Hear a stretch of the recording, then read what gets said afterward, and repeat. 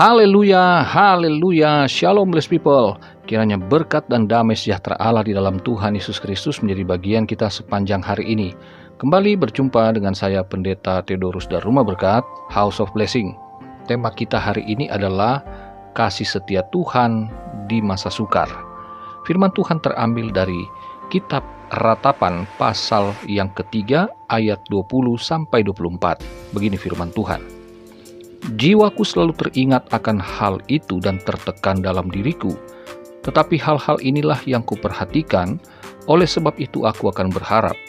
Tak berkesudahan kasih setia Tuhan, tak habis-habisnya rahmat-Nya, selalu baru tiap pagi, besar kesetiaanmu. Tuhan adalah bagianku, kata jiwaku, oleh sebab itu aku berharap kepadanya. Blessed people, saudara yang terkasih dalam Tuhan, ini adalah jeritan dari Nabi Yeremia yang berupa ratap tangis. Itu sebabnya kitab ini disebut kitab Ratapan. Jadi, Yeremia adalah nabi yang telah berusaha. Dia telah menyampaikan firman Tuhan yang memperingatkan akan pelanggaran yang telah dilakukan oleh bangsa Yehuda. Paling tidak 22 tahun tercatat Yeremia berseru-seru, tetapi bangsa Yehuda mengabaikannya. Sehingga mereka kemudian menjadi tawanan di Babel selama 70 tahun. Itu singkatnya. Merupakan satu kegetiran bagi orang Yehuda. Bangsa yang merasa elit, bangsa yang merasa kuat, bangsa yang merasa bahwa mereka memiliki Allah yang tidak mungkin akan meninggalkan mereka. Mereka merasa bahwa dengan adanya Tuhan di bangsa mereka, maka apapun yang mereka perbuat, Tuhan pasti selalu membela. Tetapi tentu tidak demikian. Allah adalah pribadi yang kudus. Dia meninggalkan Yehuda sesungguhnya karena pelanggaran mereka. Apa yang Allah lakukan terhadap Yehuda merupakan pendisiplinan dengan tujuan tentu untuk mendewasakan mereka agar mereka tidak mengulangi kesalahan yang sama di waktu yang akan datang. Kita melihat dari ayat 1-19, keluh kesah itu disampaikan oleh Nabi Yeremia. Tetapi kemudian kita melihat bahwa di ayat 20 mulai terjadi satu pergeseran pandangan. Dikatakan, jiwaku selalu teringat akan hal itu dan tertekan dalam diriku. Jadi saudaraku, apa yang Yeremia ungkapkan sebelumnya menunjukkan bahwa mereka merasa sebagai orang yang menderita, orang yang mengalami sengsara, orang yang masuk di dalam masa sukar yang tidak mungkin mereka dapat melepaskan diri kalau bukan Tuhan yang melepaskannya. Tetapi masalahnya adalah apa yang diungkapkan Nabi Yeremia menunjukkan bahwa nabi maupun rakyat mereka berpusat pada masalahnya. Mereka berpusat pada penderitaannya. Mereka berpusat pada penghukumannya. Sehingga jiwa mereka tertekan. Tetapi saudaraku, di ayat 21 dikatakan, tetapi hal-hal inilah yang kuperhatikan, oleh sebab itu aku akan berharap.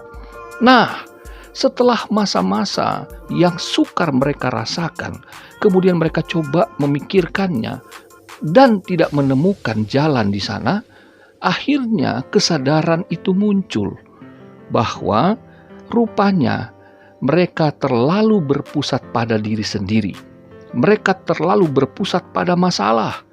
Tetapi kemudian ketika dikatakan bahwa hal ini aku kembalikan ke dalam hati, itu dari teks Ibraninya. Jadi saudaraku, hati mereka sebelumnya dipenuhi dengan kegalauan, dengan kekecewaan, dengan kepahitan, dengan rasa malu dan sebagainya. Hati dari kata Ibrani leb itu selalu menunjuk kesatuan antara hati dan pikiran. Jadi selalu apa yang dirasakan, apa yang dipikirkan, itu mengenai masalahnya. Nah, akhirnya saudaraku, Yeremia kemudian mulai memperhatikan bahwa semua itu sia-sia. Harus kembalikan pemikiran kepada Tuhan. Saudara, di ayat 21 bagian B itu dikatakan, oleh sebab itu aku akan berharap. Sesungguhnya dari teks Ibraninya itu dikatakan, aku memiliki pengharapan. Oleh sebab aku memperhatikan, maka aku memiliki pengharapan. Jadi saudara, pengharapan itu pasti.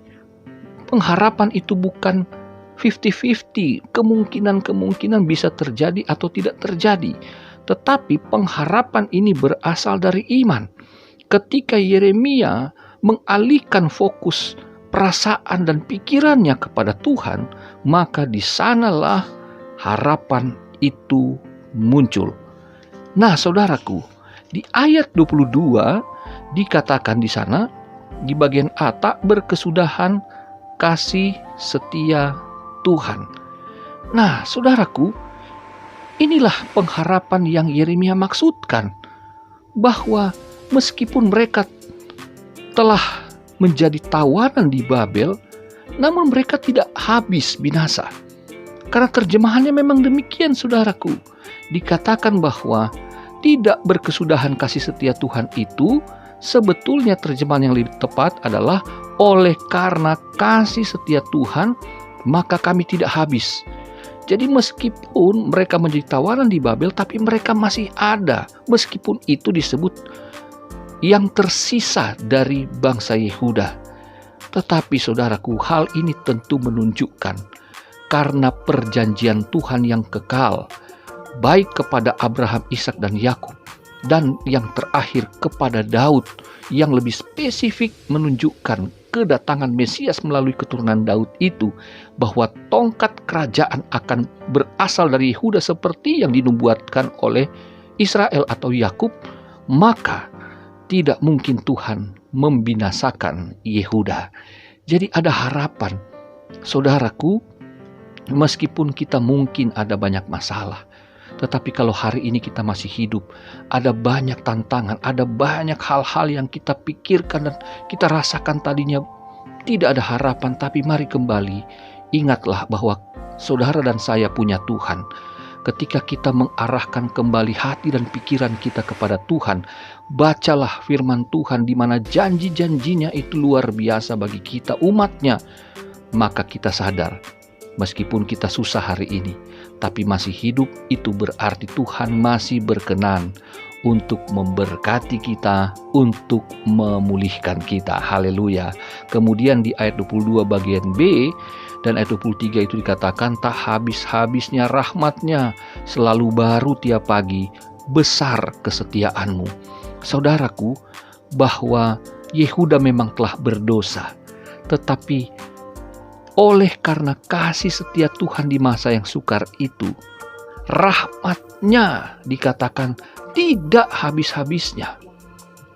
Bahwa Yehuda tidak bisa melakukan yang terbaik bagi Tuhan. Mereka cenderung berdosa.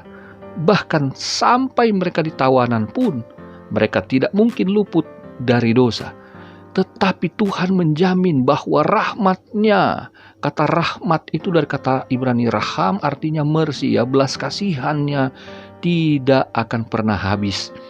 Dan selalu baru setiap pagi, artinya bahwa Tuhan senantiasa mengcover umatnya. Karena kalau bicara setiap pagi, itu berarti kan orang akan memulai kegiatan. Bayangkan saudara, bahwa sepanjang hari, umat mungkin bisa berbuat dosa, sengaja tidak sengaja. Tetapi sebelum umat memulai aktivitasnya, Tuhan telah mengcover dengan rahmatnya, dengan belas kasihannya, agar kalau kita toh jatuh juga dalam dosa, rahmatnya akan melindungi kita sehingga tidak binasa. tapi bukan berarti kita boleh dengan sengaja untuk hidup dalam dosa. Haleluya. Dan itu baru.